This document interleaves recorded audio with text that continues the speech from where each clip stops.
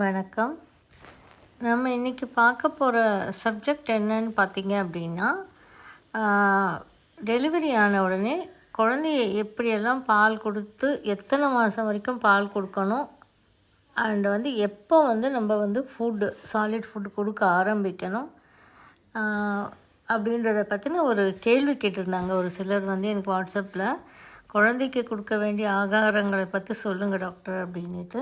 So இது நம்ம ஒரு வீடியோவாக போட்டோன்னா எல்லாருக்கும் யூஸ் ஆகும் அப்படின்ட்டு நானும் எனக்கு தெரிஞ்ச நாலேஜ் நான் சித்தகுரு கிட்டே கேட்டுக்கிட்டேன். இதை கொஞ்சம் நீங்கள் இன்னும் கொஞ்சம் இன்டெப்த்து சொல்லுங்கள் அப்படின்னு சொல்லிட்டு அவர் சொன்ன நாலேஜ் சேர்ந்து தான் இன்றைக்கி பிறந்த குழந்தைகளுக்கு எப்படி பராமரிப்பு, எப்படி உணவு கொடுக்கறது, பிறந்த குழந்தைகள் மீன்ஸ் ஒரு 5 மாதம் கழிச்சோ இல்லைன்னா 1 வருஷம் கழிச்சோ எப்படியான ஆகாரங்கள் கொடுத்தா அந்த குழந்தைகளுக்கு நல்ல நோய்வாய்ப்படாமல் நல்ல ஆரோக்கியமாக இருப்பாங்க அப்படின்றத பற்றி இன்றைக்கி பார்க்கலாம்.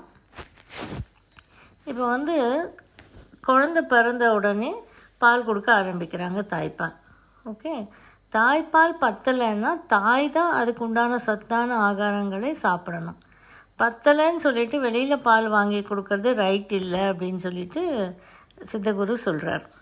ஸோ சத்தான ஆகாரங்கள் தாயோடைய ரத்தம் தான் பாலாக உருவாகுது இல்லையா? அப்போது அந்த ரத்தத்தை சரி பண்ணுறதுக்கு என்னெல்லாம் ஆகாரங்கள் நம்ம சாப்பிடணுமோ அதை சாப்பிடும்போது தான் சத்தான பாலாக குழந்தைக்கு கிடைக்கும் அப்படின்றது ஒரு கான்செப்ட். இன்னொன்று என்னென்னா, இப்போ காலகட்டங்களில் நான் பார்த்துருக்கேன், அம்மா ஆஃபீஸ்க்கு போயிட்டாங்கன்னா பாலை எடுத்து பிரெஸ்ட் மில்கை எடுத்து ஃப்ரிட்ஜில் வச்சுருவாங்களாம்.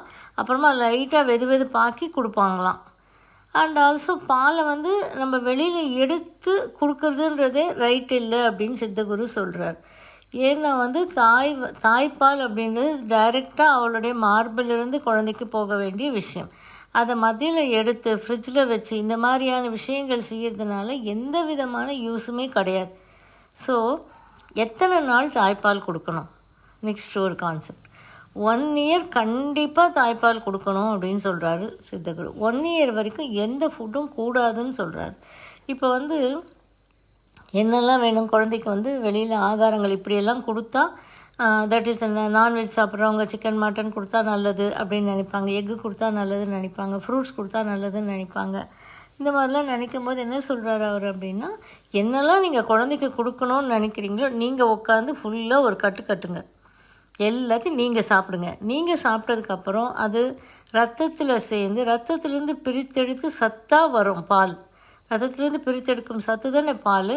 அப்போ நீங்கள் என்னெல்லாம் குழந்தைக்கு கொடுக்கணும்னு நினைக்கிறீங்களோ அதை நீங்கள் முதல்ல சாப்பிடுங்க அப்படின்னு சொல்கிறார். அப்போ நம்ம எத்தனை நாள் பால் கொடுக்கணுன்றாரு? 1 இயர். ஏன்னா குழந்தை 10 மாதம் கருவில் இருக்கிறதுனால வயிற்றுக்குள்ளே அந்த 10 மாதம் கணக்குன்றதுனால நம்மளுக்கு தட் இஸ் 9 months 9 days சொல்லுவாங்க. ஸோ அது கணக்குன்றதுனால நம்ம 1 வருட காலத்துக்கு குழந்தைக்கு வெளி உணவுகளை பழக்கப்படுத்தக்கூடாதாம். இது அவர் சொன்ன இது. யார் எடுத்துக்கிறீங்களோ எடுத்துக்கலையோ அது அவங்களுடைய விருப்பம். நீங்கள் கேட்டீங்க, நான் அதனால் சித்தகுருக்கிட்ட இன்னும் கொஞ்சம் டவுட்ஸ் எல்லாத்தையும் கிளாரிஃபை பண்ணிக்கிட்டு நான் உங்களுக்கு இதை வீடியோவாக போடுறேன். 9th monthல தான் பேர் சூட்டுவாங்களாம் குழந்தைக்கு. நம்ம இப்போ பிறந்த 11ஆம் நாள் வச்சிடுறோம். 1 மாதம் 2 மாதம் 3 மாதத்தில் கண்டிப்பாக பேர் வச்சிடறோம் இல்லையா? ஸோ என்னுடைய கான்செப்டே 9ஆம் மாதம்தான் பேர் வைப்பாங்களாம். அப்போ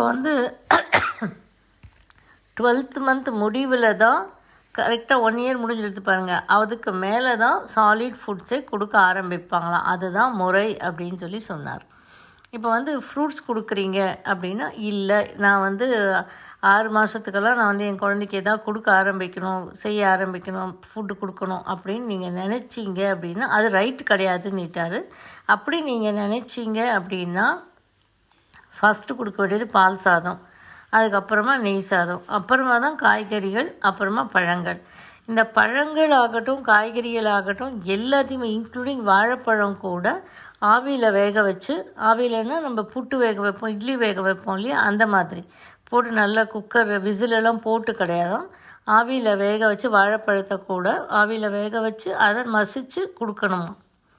அப்படி கொடுக்க வேண்டி வந்தால், இல்லை அப்படின்னா 12th month எண்டில் 12th month முடிவில் தான் ஃபுட்டு கொடுத்தா அந்த குழந்தை ரொம்ப ஆரோக்கியமாக வளரும் அப்படின்றாரு. ஆனால் அம்மா ஃபுட்டையும் அம்மா சாப்பிடணும் அப்படின்றார். வேக வைத்த ஃப்ரூட்ஸு, வெஜிடபிள்ஸ் எல்லாத்தையுமே 12th மந்த்லேருந்து 12th மந்த் எண்ட்லேருந்து கொடுக்க ஆரம்பிக்கணுமா. இப்போ 1 வருஷம் தாய்ப்பால் குடிக்கிற குழந்தைகளுக்கு அவர் சொல்கிறதுனா 80 இயர்ஸ் ஆயுசு, அதுக்கு மேலே தான் 80 இயர்ஸ்க்கு மேலே தான் 1 வருடம் தாய்ப்பால் குடித்த குழந்தைங்களுக்கு அப்படின்னு சொல்கிறாங்க. ஸோ இப்போ என்ன பண்ணணுமா அப்படின்னா 2 வருஷம் வரைய குழந்தைகளில் ஃபுட்டில் உப்பு மட்டும் சேர்க்கக்கூடாது அப்படின்றாங்க. ஆனால் அதுக்கு பதிலாக நீங்கள் பாம் ஜாகரி இல்லை ஜாகரி இந்த மாதிரி ஏதாவது சேர்த்துக்கோங்க. 2 வருஷம் வரையில் உப்பு மட்டும் சேர்க்காதீங்க அப்படின்றாங்க. அதுக்கு நிறைய சயின்டிஃபிக் ரீசன்ஸ் கொடுத்துருக்காரு. அதெல்லாம் இந்த ஒரு வீடியோவில் பத்தாது. நம்ம நாலேஜ் கெய்னிங்கில் பார்க்கும்போது நம்மளுக்கு அந்த சப்ஜெக்டும் வந்துடும் நம்மளுக்கு அப்புறமா ஏன் அப்படின்றது. ஸோ 2 வருஷம் வரைக்கும் உப்பு சேர்க்காமல் குழந்தைகளுக்கு ஃபுட்டு கொடுத்தீங்க அப்படின்னா அந்த குழந்தையோட ஆயுஷ் நல்லா பெருகும். அண்டு ஹெல்த் இஷ்யூஸ் எதுவும் வராமல் நல்லபடியாக ஆரோக்கியமாக இருக்கும் அப்படின்றது தான் கான்செப்ட்டு. இன்னொன்று என்ன சொல்கிறாங்கன்னா, ஒரு வேளை நீங்கள் ஏதாவது ஃபுட்டு கொடுத்தே ஆகணும்னு நிற்கிறீங்க ஒரு 6 மாதத்துலேருந்து, எனக்கு செர்லாக் கொடுக்கணும், ஃபேரக்ஸ் கொடுக்கணும், இது மாதிரிலாம் இல்லாமல், செர்லாக் ஃபேரக்ஸ் இது மாதிரிலாம் எதுவுமே இல்லாமல் இப்போ நீங்கள் என்ன கொடுக்கலாம் அப்படின்ற கான்செப்டில் வரும்போது சிகப்பரிசி, கேழ்வரகு, அப்புறம் பாதாம், பிஸ்தா, கேஷ்யூ நட்ஸ் இவை எல்லாத்தையும் வறுத்துட்டு ரவை மாதிரி அரைச்சிக்கோங்க. எவ்வளோ அளவுன்னு கேட்டிங்கன்னா இது சிகப்பரிசியும் கேழ்வரகும் ஈக்குவல் குவான்டிட்டி. பாதாம், பிஸ்தா, கேஷ்யூஸ் உங்கள் இஷ்டம். இப்போ சிகப்பரிசி 100 கிராம் போடுறீங்க, கேழ்வரகு 100 கிராம் போடுறீங்க, பாதாம் கூட 100 கிராம் போடலாமா, பிஸ்தா கூட 100 கிராம் போடலாம், கேஷ்யூ கூட 100 கிராம் போடலாம். இல்லை இவ்வளோ வேணான்னு நீங்கள் நினச்சிங்கன்னா அது முன்ன அளவுகளை குறைச்சிக்கலாம். அதனால் ஒன்றும் தப்பு கிடையாது அப்படின்றார். ஸோ உங்களுக்கு ஒரு ஐடியா கிடைக்கும் இல்லையா.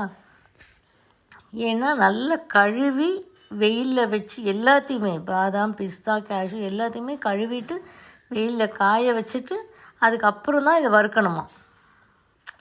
ஸோ அப்படி வறுத்து ரவையை பண்ணி, ஏன்னா குழந்தைங்களுக்கு அந்த இம்யூனிட்டி, அந்த வெளியில் இருக்கக்கூடிய டஸ்ட் எல்லாமே இருக்கும் இல்லையா, அதனால் அதை ஃபுல்லாத்தையும் கழுவி காய வைக்கணும். பாதாம், பிஸ்தா, கேஷ்யூ நட்ஸ் அளவு நீங்களே நிர்ணயிச்சுக்கலாம். இது 100 கிராம் 100 கிராம் போட்டிருக்கோம், இது எவ்வளோ போடணுன்னு, இவ்வளோ தான் போதுமா. இதை ரவை மாதிரி அரைச்சிட்டு இங்கே கொஞ்சம் தண்ணி வச்சு ஒரு 2 கிராம் செர்லாக் மாதிரி நம்ம அதில் விட்டு கரைச்சோம் அப்படின்னா ஒரு கஞ்சி மாதிரி வந்துடும், கஞ்சி பதத்துக்கு. அதை கொடுக்கலாம். இது ஆப்ஷன் தான். இது எப்போ கொடுக்கணும் ஜென்ரலாக அப்படின்னா 1 இயர்க்கு மேலே தான். 12th மந்த் முடிவு, 12th மந்த் முடிஞ்சிச்சு, பர்த்டே வந்துடுச்சு, அதுக்கப்புறமா தான் நீங்கள் இந்த மாதிரி சாலிட் ஃபுட்டை கொடுக்கணும் அப்படின்னு சொல்கிறாரு. 1 இயர் வரைக்கும் வெறும் பால் போதும் அப்படின்னு சொல்கிறாரு. இது அவர் சொல்கிற கான்செப்ட் நானே கூட சொன்னேன். இப்போ வெளியில் போகிறாங்க எல்லாரும் அம்மாக்கள், குழந்தைங்களுக்கு சாலிட் ஃபுட் வேணும்னா என்ன பண்ணுறதுன்னா, அதை வேணும்னா அப்படின்னு நான் கேட்டதுனால அவர் கொடுத்த ஃபார்முலா அது. சிகப்பரிசி, கேழ்வரகு, பாதாம், பிஸ்தா, கேஷ்யூ எல்லாத்தையும் கழுவி காய வச்சுட்டு வெயிலில் வச்சுட்டு நல்லா வறுத்துட்டு ரவை மாதிரி ஆக்கிக்கிட்டு அதை கஞ்சி மாதிரி ஆக்கி கொடுங்க. அதில் உப்பு போடாதீங்க அப்படின்னு சொல்கிறார். உப்பு போட வேண்டாம். உப்புக்கு பதிலாக நீங்கள் பாம் ஜாகரி கொஞ்சம் போட்டுக்கோங்க, இல்லைன்னா வெல்லம் கூட கொஞ்சம் போட்டுக்கோங்க, அது தப்பு கிடையாது. உப்பு இல்லாமல் 2 வருஷம் வரைக்கும் குழந்தைங்களுக்கு ஃபுட்டு கொடுங்க அப்படின்னு சொல்கிறார். அவர் சொல்கிற கான்செப்ட் 1 இயர் தான். தட் இஸ் 1 இயர் 12th மந்த்துக்கு அப்புறம் 1 இயர்லேருந்து 2 இயர்ஸ் வரைக்கும் கொடுக்க வேண்டிய ஆகாரம் தான் இது. இதை நீங்கள் 6 மாதத்தில் கொடுக்குறீங்க அப்படின்னாலும், இப்போ ஃப்ரூட் ஜூஸஸ் கொடுக்கணும் அப்படின்னா கூட நீங்கள் என்ன பண்ணணும்னா, அதனுடைய வெறும் வாட்டரியான ஜூஸை மட்டும் ஒரு 2 பாலாடை 3 பாலாடை அந்த அளவு கொடுத்தா போதும். மற்ற ஃப்ரூட்ஸ் எல்லாத்தையுமே, வாழைப்பழத்தை கூட நம்ம அப்படியே நசுக்கி வச்சுடுவோம். வாழைப்பழம் வைக்கக்கூடாதான், அப்படி ஆவியில் வேக வச்சு தான் அதை நசுக்கணுமா. அது ஏன்னா குழந்தைகளுக்கு அவ்வளோ ஈஸியாக டைஜஷன் இருக்காது அந்த டைமில் அப்படின்றதுனால. ஸோ அதனால் இந்த மாதிரி பார்த்துக்கோங்க. கேட்டதுங்களுக்கு உண்டான பதில் இது. அதுவே கேட்காதவங்களுக்கும் இப்போ தான் ப்ரெக்னெண்ட்டாக இப்போ தான் குழந்தை பிறந்திருக்கிறவங்களுக்கு, ப்ரெக்னெண்ட்டாக இருக்கிறவங்களுக்கு, இந்த மாதிரி எல்லாருக்குமே இது தேவைப்படும். யாருடைய பேரன் பேத்திகளுக்காகட்டும் இது தேவைப்படும். 2 வருஷம் உப்பு கண்டிப்பாக சேர்க்கக்கூடாதான். இது எல்லாத்தையும் கொஞ்சம் பார்த்துக்கோங்க.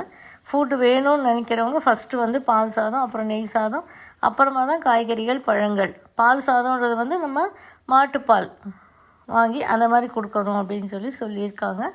ஸோ இவர் கொடுக்கறது எல்லாமே பழைய காலத்து முறைகள் தான் இருக்கும். அதனால் உங்களுக்கு எதெல்லாம் யூஸ்ஃபுல்லாக இருக்கோ அதெல்லாம் நீங்கள் எடுத்துக்கோங்க.